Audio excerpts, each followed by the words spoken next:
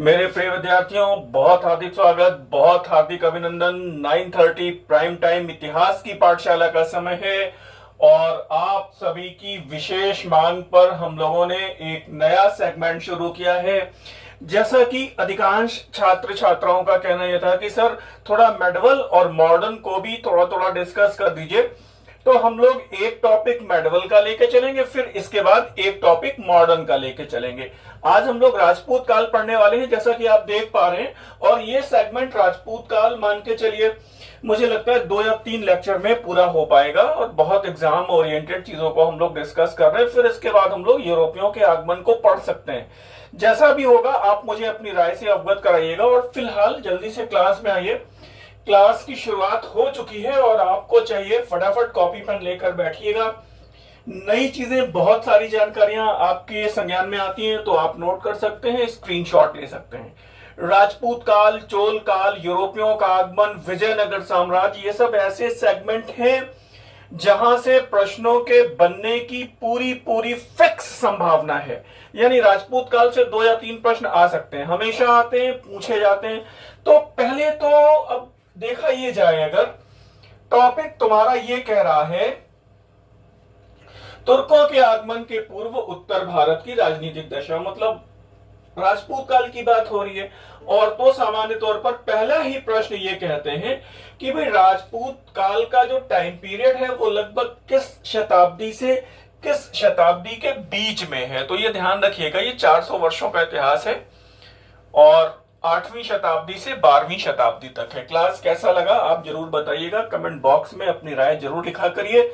आप क्लास में आ चुके हैं और अगर अभी तक आपको लाइक नहीं किया है क्लास को तो आप लाइक कर सकते हैं। क्यों? क्योंकि क्लास बहुत विशेष होने वाली है। तो अब राजपूतों की उत्पत्ति के 2 मत हैं। देखो, मैं क्लास की तरह एग्जाम ओरिएंटेड चीजों को लेके चल रहे हैं। जैसे मोटा मोटा मामला ये है कि जो इसकी कहानी है, कहानी नहीं पढ़नी है। अब आपसे ये प्रश्न आता है कि किस इतिहासकार ने राजपूतों की विदेशी उत्पत्ति के मत का समर्थन किया है, या फिर ऐसा आता है कि निम्नलिखित में से कौन से विद्वान भारतीय उत्पत्ति के मत का समर्थन करते हैं राजपूतों की, या फिर कौन सा है कौन सा नहीं है, या फिर विकल्पों में 2-3 विकल्प आपको दिए जा सकते हैं। ऐसा हूणों की संतान किसने माना है, ऐसा करके भी प्रश्न आया है। तो फिलहाल यहां पर देखिएगा कुछ खास नाम हैं जिनको याद रखिएगा। राजपूतों की उत्पत्ति के 2 सिद्धांत हैं, विदेशी उत्पत्ति का सिद्धांत है और एक भारतीय उत्पत्ति का सिद्धांत है। कहानी जानने का अब समय नहीं है, क्यों? क्योंकि ये रिवीजन की प्रक्रिया में हम लोग चल रहे हैं। तो इसमें आप कर्नल टॉड का नाम याद रखिएगा, बहुत इंपॉर्टेंट नाम है। वीए स्मिथ का नाम याद रखिएगा, मैंने खास खास नाम ही शामिल किए हैं। विलियम कुक, ईश्वरी प्रसाद और डीआर भंडारकर, और ये सब प्रश्न आए हैं। डीआर भंडारकर का नाम पूछा गया है, कर्नल टॉड का नाम पूछा गया है और वीए स्मिथ का नाम पूछा गया है। क्या कहानी है, थोड़ी बहुत चीजें हम लोग डिस्कस करेंगे।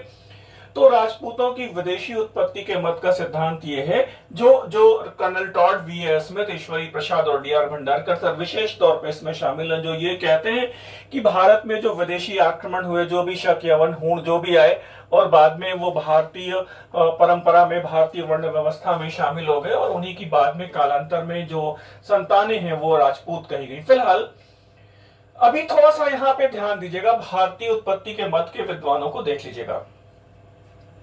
भारतीय उत्पत्ति के मत के विद्वानों को देख लीजिएगा। इसमें विशेष तौर पर देखिएगा कौन कौन है। गौरी शंकर, हीराचंद ओझा सर का नाम याद रखिएगा, बहुत इंपॉर्टेंट है, कई बार आया है। सीवी वैद्य और दशरथ शर्मा सर का नाम भी शामिल है। तो ये 3 विद्वानों को यहाँ पर आप भारतीय उत्पत्ति के मत में शामिल कर सकते हैं। ये तो इतिहासकारों से जुड़ा हुआ एक क्वेश्चन यहां से बन सकता है कि किसने किस मत के सिद्धांत का समर्थन किया है, या कौन सा एक विकल्प इस मत के समर्थन का सिद्धांत जो है उसका समर्थन नहीं करता है। तो अब देखिए थोड़ा सा विशेष बात क्या है। अब यहां से प्रश्नों की जो एकदम फ्रीक्वेंसी है, एकदम लगा हुआ है। पहला प्रश्न क्या है कि राजपूतों की विदेशी उत्पत्ति के मत के सिद्धांत का समर्थन, सर्वप्रथम प्रतिपादन, समर्थन किसने किया? तो वो कर्नल जेम्स टॉड हैं। Very important. राजपूतों की विदेशी उत्पत्ति के मत का समर्थन करने वाले विद्वान कौन हैं? तो वो है कर्नल जेम्स टॉड। ये हमेशा पूछा जाता है, और एक विदेशी वो सीथियन जाति की संतान मानते हैं राजपूतों को। कर्नल टॉड, ये प्रश्न कई बार आया है और एक बार ये आया है कि ये बताइए कि राजपूतों को हूणों की संतान किसने माना है, और लोगों ने जल्दबाजी में कर्नल टॉड लगाया, वो गलत हो जाएगा। कर्नल टॉड सीथियन जाति की संतान मानते हैं। तो वहां पर देखिएगा वो अंडरलाइन है, वीए स्मिथ के अनुसार राजपूत हूणों के वंशज थे। Very very very very important, मैं कई बार कह रहा हूं, चीजों को बहुत अच्छे से याद करिएगा और गलतियां हो जाएंगी यहां पर तो गड़बड़ हो जाएगा। फिलहाल ये कहते हैं कि वो भारतीय संस्कृति में, भारतीय वर्ण व्यवस्था में शामिल हो गए, और छोड़िए इन बातों को, कहानी छोड़िए, फिर खास बात आइएगा। शकों को व्रात्य क्षत्रिय कहां कहा गया है? शकों को व्रात्य क्षत्रिय कहां पे कहा गया है? वो मनुस्मृति में कहा गया है। देखिए ये भी हाईलाइटेड है, एक प्रश्न ये बन गया। मुझे उम्मीद है क्लास को आप अच्छे से कंटिन्यू कर पाएंगे। परीक्षाओं की दृष्टि से अभी भी बहुत सारी गलतियां हो रही हैं, ये गलतियां सुधार लीजिएगा और ये गलतियां ना हो, ये खास बात आपको मैं बता रहा हूं। आज शुरुआत मैंने मेडवल से की है, तो ये हम लोगों का मेडवल का एक प्रैक्टिस सेट है अमृत गंगा के नाम से। मेडवल इंडिया अरबों के आगमन से शुरू होता है और परवर्ती मुगल तक जाता है। दिल्ली सल्तनत, मुगल, मराठा, बहमनी, विजयनगर, सब कुछ है। दिल्ली सल्तनत का कल्चर, अरबों का आगमन, सब कुछ है इसमें, तुर्कों का आगमन। अब जैसे इसमें इंडेक्स में देख सकते हैं आप, राजपूत काल पे ही इसमें 376 प्रश्न है, 376 क्वेश्चन। राजपूत काल शुरुआत यहीं से होती है, जैसे आप पढ़ रहे हैं वैसे ही मिलेगा। पहला प्रश्न यही मिलेगा राजपूत काल से कि वो हूणों की संतान किसने माना है, फिर सीथियन की संतान किसने माना है, शकों को व्रात्य क्षत्रिय कहां पे कहा गया है। तो एक तरीका यह है कि जो रिवीजन के लिए आपकी मर्जी पर डिपेंड करता है, मैंने केवल आपको एक सूचना दी है, आप इस प्रैक्टिस सेट को भी साथ में शामिल करके आगे बढ़ सकते हैं रिवीजन में। अब देखिएगा वो कहते हैं व्रात्य स्तोम अनुष्ठान। ध्यान दीजिएगा, व्रात्य स्तोम अनुष्ठान प्राचीन भारतीय इतिहास में अगर आपने पढ़ा होगा तो एक प्रश्न मेरा यहीं पर आपसे है कि व्रात्य स्तोम अनुष्ठान की जो चर्चा है वो सर्वप्रथम कहां मिलती है, ये बताइए मुझे, ये मैं नहीं बता रहा हूं। व्रात्य स्तोम अनुष्ठान की चर्चा सर्वप्रथम कहां मिलती है? तो अब ये मैं बताता हूं कि व्रात्य स्तोम अनुष्ठान बेसिकली है क्या। व्रात्य स्तोम अनुष्ठान एक ऐसी परंपरा थी, एक ऐसा यज्ञ अनुष्ठान था जिसमें विदेशियों को, बहुत ध्यान से सुनिएगा, या फिर आर्यों के संदर्भ में बात हो रही है, प्राचीन काल की बात हो रही है, जिसमें आर्य परंपरा में अनार्यों का शुद्धिकरण करके उन्हें शामिल कर लिया जाता था, या फिर विदेशियों का शुद्धिकरण करके उन्हें आर्य संस्कृति में शामिल कर लिया जाता था। तो ये व्रात्य स्तोम यज्ञ एक प्रकार का शुद्धिकरण अनुष्ठान था। तो कह रहे हैं कि शकों को व्रात्य क्षत्रिय कहा गया है, कहां? मनुस्मृति में, यानी कि इन विदेशियों में शक भी शामिल है और इनको व्रात्य स्तोम अनुष्ठान के द्वारा इनका शुद्धिकरण करके इनको भारतीय वर्ण व्यवस्था में शामिल कर लिया गया। तो ध्यान दीजिएगा, ये शुद्धिकरण अथवा पवित्रीकरण करके उन्हें भारतीय वर्ण व्यवस्था में शामिल कर लिया जाता था। अब ये बात क्लियर हो रही। तो बेसिकली जो व्रात्य क्षत्रिय शब्द आया है वो शकों के लिए आया है। राजपूतों को हूणों की संतान किसने कहा है? वो वीए स्मिथ ने कहा है। सीथियन जो विदेशी जनजाति है उनकी संतान किसने कहा है? कर्नल टॉड ने कहा है। अब देखिएगा प्रश्न, लगातार 36 वंशों का उल्लेख मिलता है राजपूतों के। हमें टोटल जो वंश हैं, टोटल नंबर ऑफ जो उनके वंश है राजपूतों के, वो 36 वंश है, जिसमें आपको कम से कम 8-10 पढ़ने हैं।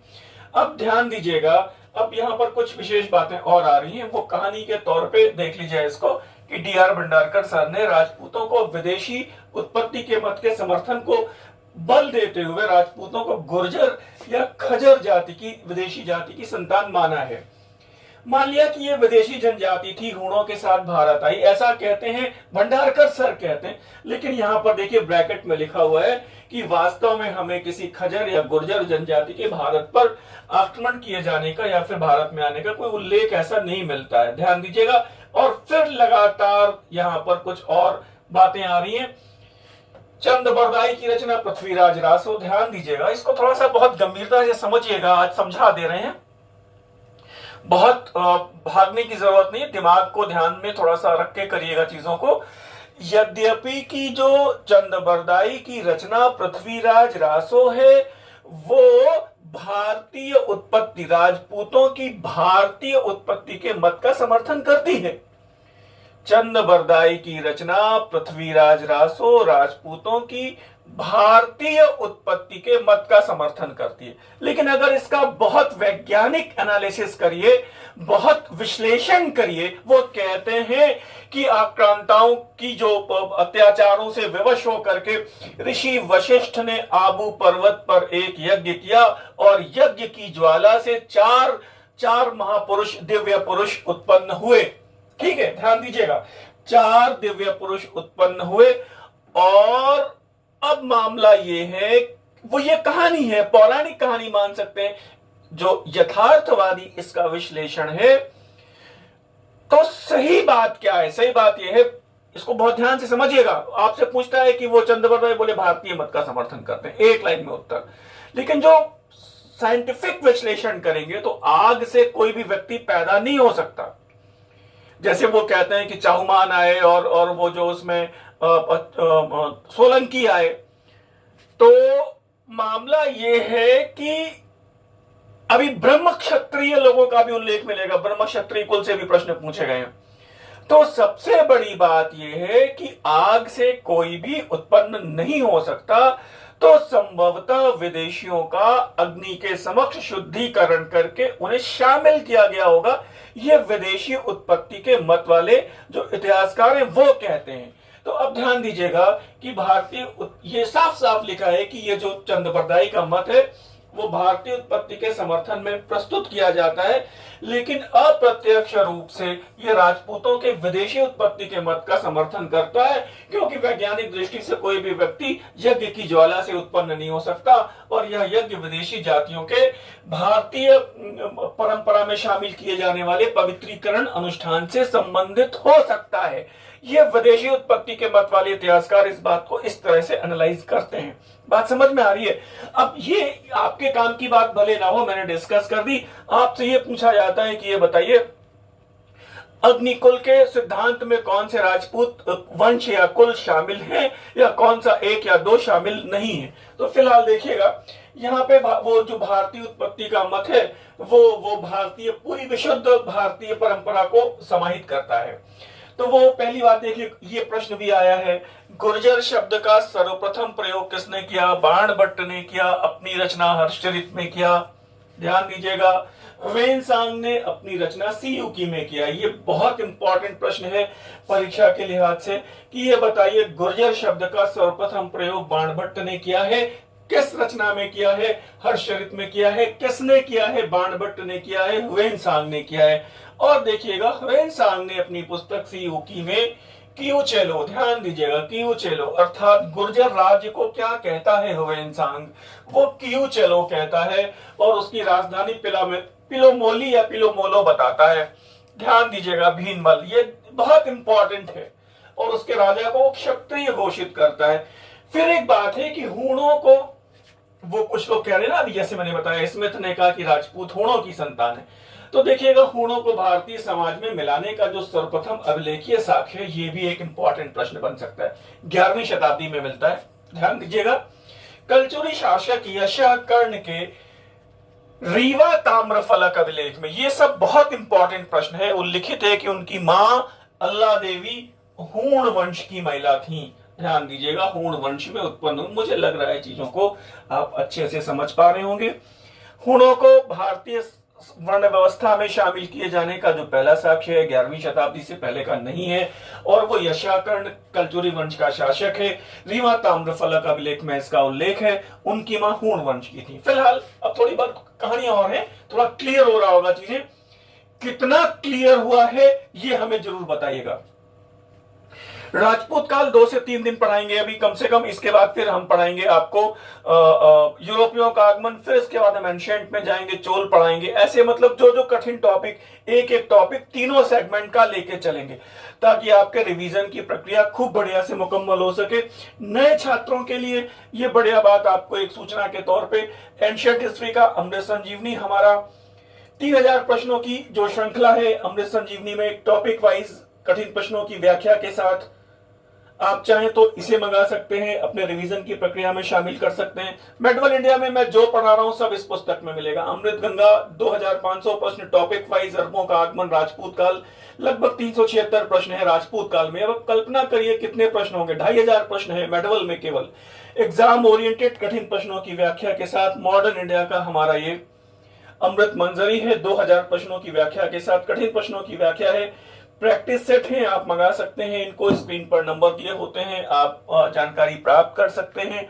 और अभी हमारा ठीक एक हफ्ते के अंदर, इसी हफ्ते के लास्ट में एनसीईआरटी बेस्ड 2500 प्रश्नों का आपको मैंने सूचना दी थी, अमृत वाणी भी आने को तैयार है, एकदम फ्लोर पे है, बस केवल छप कर आने भर की देर है। लास्ट मोमेंट में काम चल चुका है, बस केवल वो आपके हाथ में पहुंचने में 3 से 4 दिन और लगेगा।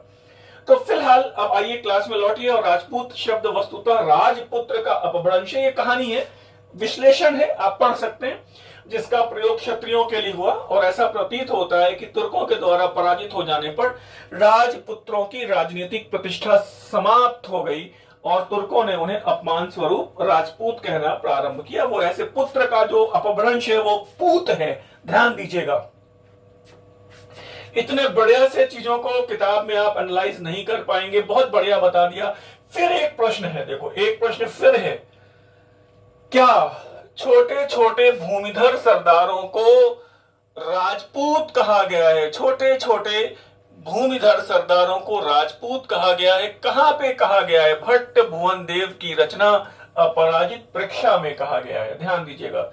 भट्ट भुवन देव की रचना अपराजित प्रेक्षा में छोटे छोटे भूमिधर सरदारों को राजपूत कहा गया है। ये सब प्रश्न हमने शामिल किए हैं अपनी वो अमृत गंगा में। जो भी प्रश्न एग्जाम के लिहाज से इंपॉर्टेंट है सब शामिल है। अब देखिएगा, ब्रह्मक्षत्र परंपरा की बात आ रही है। मत्स्य पुराण में हमें ब्रह्मक्षत्र परंपरा का उल्लेख मिलता है। ब्रह्म, ब्राह्मण, क्षत्र, क्षत्रिय, ब्रह्मक्षत्र परंपरा, अर्थात ऐसे ब्राह्मण जिन्होंने बाद में क्षत्रिय वर्ण की वृत्ति को अपना लिया। जैसे आप एंशिएंट हिस्ट्री में पढ़िएगा, आपद धर्म के अंतर्गत मनुस्मृति में ब्राह्मणों को क्षत्रिय वर्ण की वृत्ति अपनाने की इजाजत दी गई है। ध्यान दीजिएगा, पुष्यमित्र शुंग ब्राह्मण वंश का है, याद आया? भारत का पहला ब्राह्मण वंश पुष्यमित्र शुंग, याद आ रहा है? तो वो कह रहे हैं कि ऐसे ब्राह्मण जिन्होंने क्षत्रिय वर्ण की वृत्ति को अपना लिया तो वो ब्रह्मक्षत्र परंपरा के राजपूत हुए, या फिर ब्राह्मणों और क्षत्रियों के वैवाहिक संबंधों से उत्पन्न संतानों को ब्रह्मक्षत्र परंपरा का राजपूत कहा गया है। तो फिलहाल अब देखिएगा वो बात क्या है कि मैंने डिफाइन कर दिया। तो अब देखिए यहां पर प्रश्न कहां से बन रहे हैं, प्रश्न कैसे आए हैं। हलायुध की रचना पिंगल सूत्र वृत्ति को याद रखिए, हलायुध की रचना पिंगल सूत्र वृत्ति को याद रखिए। परमार शासक मुंज को, यानी कि परमार वंश, और बल्लाल सेन की रचना बल्लाल चरित में सेन वंश को ब्रह्मक्षत्र कुल का बताया गया है। तो ब्रह्मक्षत्र कुल में कौन है? एक परमार है और एक सेन है। परमार और सेन को ब्रह्मक्षत्र कुल में शामिल किया जाता है। और एक बार इसको जोड़ा गया है प्रतिहार वंश से। प्रतिहार वंश में भी अभी आप देखेंगे उनका आदि पुरुष एक ब्राह्मण को बताया गया है। तो परमार और सेन नहीं मिलेगा तो प्रतिहार को भी शामिल कर सकते हैं, क्योंकि प्रतिहारों ने अपने अभिलेख में अपनी उत्पत्ति एक ब्राह्मण के माध्यम से बताई है। अभी जब मैं प्रतिहार वंश बताऊं, ये लिखा हुआ है, देखिए यहां पर, ये बढ़िया बात है। घटियाला अभिलेख में प्रतिहार शासकों ने घटियाला अभिलेख में अपना आदि पुरुष हरिश्चंद्र ब्राह्मण को घोषित किया है। तो ये पता चलता है कि निष्कर्षता राजपूतों की उत्पत्ति के दोनों ही मत अतिवादी हैं। भारतीय उत्पत्ति वाले केवल भारतीय मत का समर्थन करते हैं, विदेशी वाले केवल विदेशी मत का समर्थन करते हैं, लेकिन वो अतिवादी मत हैं दोनों। क्यों? क्योंकि दोनों ही परंपराओं में सबसे बड़ी बात यह है समावेशीकरण की जो प्रक्रिया है उसका अभाव है। और सच बात यह है कि दोनों ही उत्पत्ति के मत अपनी अपनी जगह पर प्रासंगिक हैं। भविष्य में जो कालांतर में जो विदेशी जातियां आई वो भी भारतीय परंपरा में शामिल हो गई, और भारतीय परंपरा में भी जो वीर पुरुष थे उनको राजपूतों के अंतर्गत शामिल किया गया, राजपुत्रों को शामिल किया गया। तो देखिएगा ये क्या एक्सप्लेनेशन है कि वर्ण व्यवस्था में विदेशियों को सदा ही स्थान दिया गया। यहां पर कोई भी प्रजाति ऐसी नहीं थी जिसमें विदेशी रक्त का मिश्रण ना हुआ हो। इसलिए ऐसा कहा जा सकता है कि राजपूतों की उत्पत्ति भारतीय समाज की विविध जातियों और जनजातियों के साथ साथ उन विदेशी आक्रामक जातियों के सम्मिश्रण से भी हुई जो भारत में बस गई और जिन्हें बाद में हिंदू समाज ने, भारतीय समाज ने आत्मसात कर लिया। और सर ये भारतीय उत्पत्ति के मत और विदेशी उत्पत्ति के मत से कम 10 सवाल आपके क्लियर कट मतलब कंप्लीट हो गए। प्रश्नों को उठा के देखिएगा, आपके पास जो भी पिछले साल के कलेक्शन में है देखिएगा सारे प्रश्न मिल जाएंगे। और आपके सामने स्क्रीन पर है गुर्जर प्रतिहार वंश। तो अब गुर्जर प्रतिहार वंश में आज नहीं शुरू कर रहा हूं। गुर्जर प्रतिहार वंश के लिए मैं आपसे कल तक का समय लूंगा और कल की क्लास में होगा 9:30 पर। हमारी क्लास हमेशा की तरह चल रही है।